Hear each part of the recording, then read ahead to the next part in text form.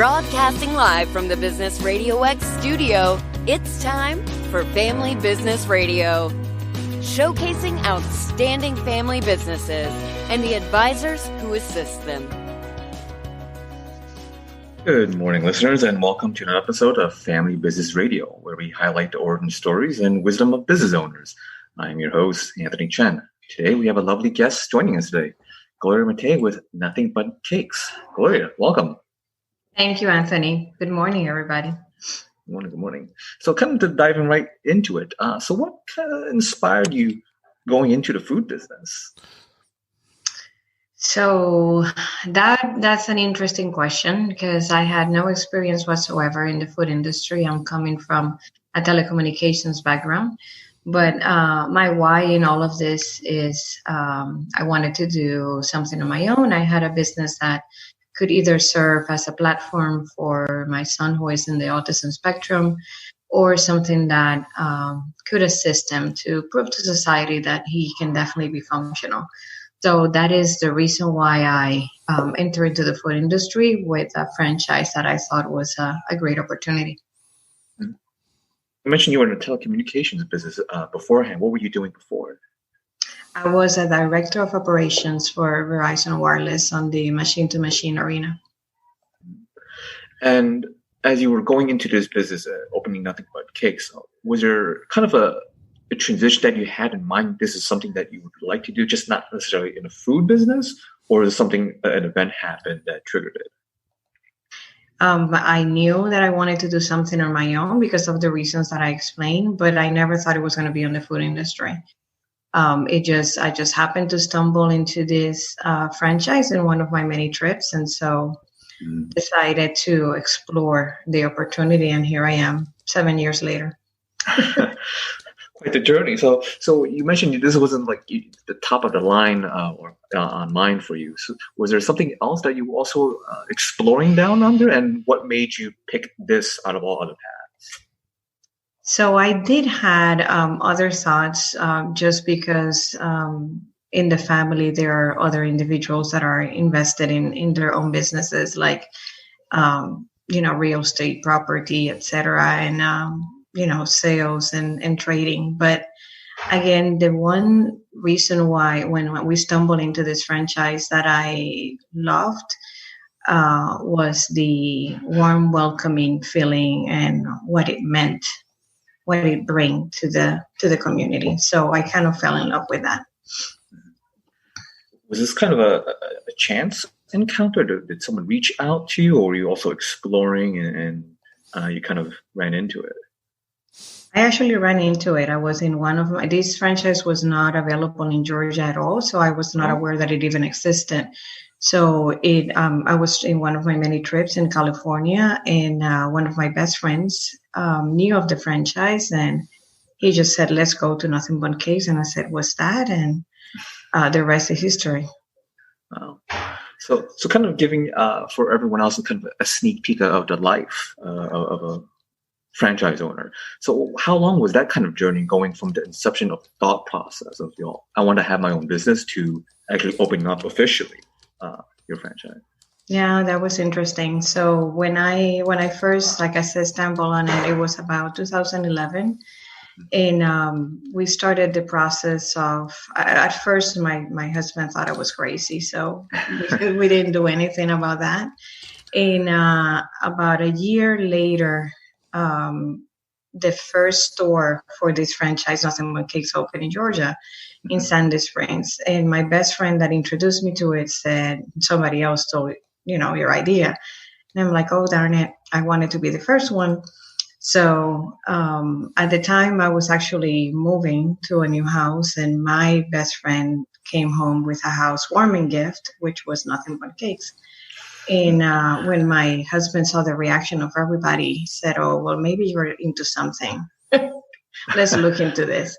So at that point, we started looking into it. It is quite an arduous process. This brand specifically, this franchise, and I don't have any other experience with other franchises.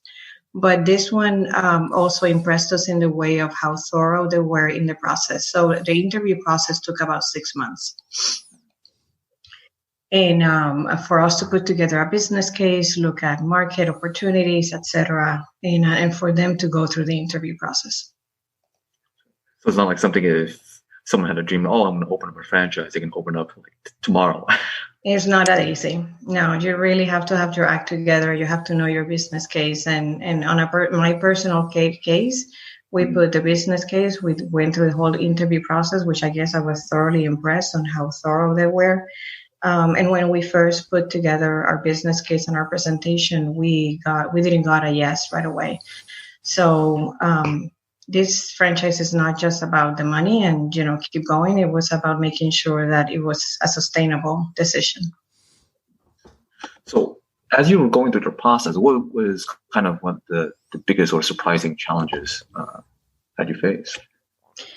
Surprising challenges, again, not knowing anything about the industry. It was when we put the business case together, once it was presented, they told us that it was not strong enough. And that's why we got a conditional yes. And so we had to go back to the drawing table, and that took us about a year to then go back to the franchise. I think we have it now put together. And that's when we were able to start the process, and we opened the store in 2013. One of the biggest challenges is really understanding your market and knowing what the demographics are and knowing really good locations, etc. So it's quite a learning curve. Now, if you could wind back the hands of time, knowing what you know now, 7 years later, what would be something that you give advice for yourself? Let me see. One of my biggest advice, I have prospective franchisees that usually call us and ask for feedback once they are at the right level to do so. And one of my biggest advice is you need to know your market. You need to know the market that you're going into. It's not as simple as saying, oh, this is a great market because I lived in it and I know how many people can come, or because the product is amazing. There's a ton of other factors that you need to consider, and you really need to do their due diligence about it. So it's not like someone can just open up tomorrow, kind of going behind you. It sounds like you did a lot of homework, almost a year, really. You do. You need to do a lot of homework. You need to know you have everything, your duck in a row. What is your working capital? What really is the percentage of traffic that comes through? And of course, I had no idea about none of that stuff. Now, was there anything, I guess, skill-wise or knowledge-base-wise that was transferable from your experience with telecom over to food, or they're just completely different animals? It is completely different animals, but in all honesty, operation-wise, it is similar. It is incredible the amount of detail that you have to maneuver on a food operation. And that is definitely something transferable from my days in operations and telecommunications, where we had to make sure that we had every single detail accounted for, from the point that phone number was transferred and programmed into a unit, and how all of that information goes from one cell unit to another. In the food operation business, specifically in this one, there's a lot of details that have to be taken care of. And the time management is impeccable. So yes, I was able to transfer some of that operational expertise into these operations as well. So kind of going a little further down the line, as we're talking about others who are thinking of going to franchising or opening their business. And of course, the most important is getting their pillar on the same page with their spouse or family. And it sounds like your husband just jumped on it after tasting the first cake. But was there kind of a lot of resistance in the beginning because there was a lot of uncertainty, or is there something else in mind? How did you get over that, convincing other spouses, or what your advice would be getting support? Well, to be honest with you, the resistance at the beginning was, again, food industry. We don't know anything about it. And it is also about when you enter into any business, it doesn't have to be a franchise, any business, you have to really know, okay, is this going to be something that function, that will work in the environment that we are or in the society that we are. So for him, it was, cake. In my situation, it was cake, really. Cakes, you can find cake anywhere, right? So you need to, regardless of what it is that you're bringing to the table, when you're opening a franchise, you got to really know what it is that makes you special and makes you stand out. And I believe that the way that I was able to convince him, let's say specifically in this example, was this is a unique product. It is really beyond in quality. And as we went through further in the interview process, was understanding the value of what that is, which is not just what the product is, which is amazing, but it's also about the customer experience. And that service is something that interests both of us in the greatness of how you can make that experience superb. Going into the customer experience now with kind of the changes or challenges rather with everyone experiencing with COVID-19, what are some of the, I guess, solutions that you're finding ways to get around that to still be able to deliver that experience to your customers? Yeah, absolutely. COVID-19 has been a challenge, as it has been for everybody. And we have had to adapt very quickly. We had the benefit of being a takeout business all the time. We never had in-dining services. So the fact that we were a takeout business has given us the opportunity to be considered essential and still be in the food industry, be considered essential and stay open. But we had to shift and figure out how to continue to serve our guests. First of all, providing the security of all the measures that needs to be taken. We had worked very hard in the past 6-7 years to create the brand and get everybody to know our brand. We have always had 100% score in our sales department inspections, but now it was about going above and beyond that.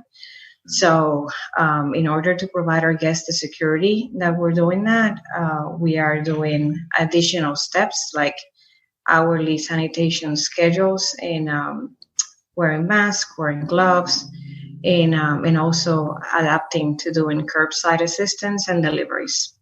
And that's what has kept us going. Now, let's kind of fast forward once this storm gets to blow over. Do you, kind of asking of a crystal ball here, do you foresee some of these changes staying in place as if for the industry as a new standard, or would this be more momentary? To be honest with you, those are the things that we're thinking of right now. I do think that there might be some things that might stay there, like curbside assistance may be something that we may have to adapt to. In deliveries, of course, right now, because everybody is home and because of the shelter in place, it has definitely expanded our scope. And so we will have to see. It all depends on how the new normals are going to be, but I do think that there might be some things that may be there in the future. So as we're kind of going through these changes, we're again kind of fast forwarding. I know we're going back and forth on a timeline here. Is what do you see in the next, say, 5-10 years for yourself with Milton Bundt Cakes? What new envisions or goals you have in mind? My goal, from a business perspective, I still have, so it's my 7th year. I still have about 4 more years within my initial term, 5 more years, I would say. And my hope is that we can continue to expand in another market that may become open and continue to grow the base of our existing market and beyond. Is there kind of a geographic location you're thinking of? Not at this point in time.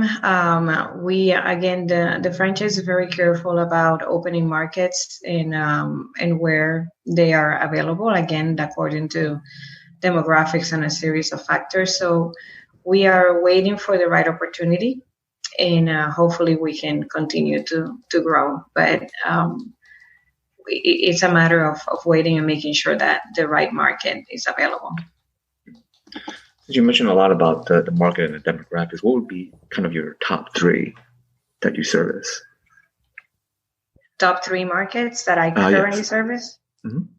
So my top markets that I currently service, I am considered as the Alpharetta market, but I'm currently located in the Milton Alpharetta borderline, and we serve Milton, Alpharetta, and Roswell right now.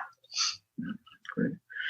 So before kind of wrap up, I know you mentioned about advice for yourself and really researching the market. What would be another big advice that you would share with others that are kind of, I guess, on the fence, thinking of wanting to start their own business, but kind of at the beginning of your journey, where they feel, well, I don't never had experience in this industry, or whether it be food or going into maybe the other way around, from food to telecom. What would be something that you would like to share to the community? I think one of the most important things is that, like I said, you need to know your market. And one of the many ways to do that is to ensure that you're engaging with the community. Go to your city, to your municipality, and get to know about their economic development. Get to know, go to your chamber of commerce, go to the organizations that do networking with fellow individuals in the industry and outside the industry, so that you really get to know what is out there, what is the, like I said, economic development of the market, so that you have a full broad aspect understanding of what you're going to be involved with. So if someone wants to have an order of your delicious Bundt cakes, how can they best find you or reach you? Oh, thank you so much. My best way is our store phone number is 678-366-1445, and there's always ordering online at www.nothingbundtcakes.com, and choose the Alpharetta location. Well, thank you so much, Gloria. Thank you so much, Anthony, for having me. I appreciate it. Thank you. Well, this show is sponsored and brought to yours truly, Anthony Chen, with Lighthouse Financial Network. Securities and advisory services offered through Royal Alliance Associates, Inc., RAA member FINRA SIPC. RAA is separately owned, and other entities and or marketing names, products, or services referenced here are independent of RAA. The main office address is 575 Broad Hollow Road, Melville, New York, 11747. You can best reach me at 631-465-9090 with extension 5075, or by email, my full name, Anthony Chen, CHEN, at lfnllc.com. Thank you for listening. Until next time, welcome to Family Business Radio.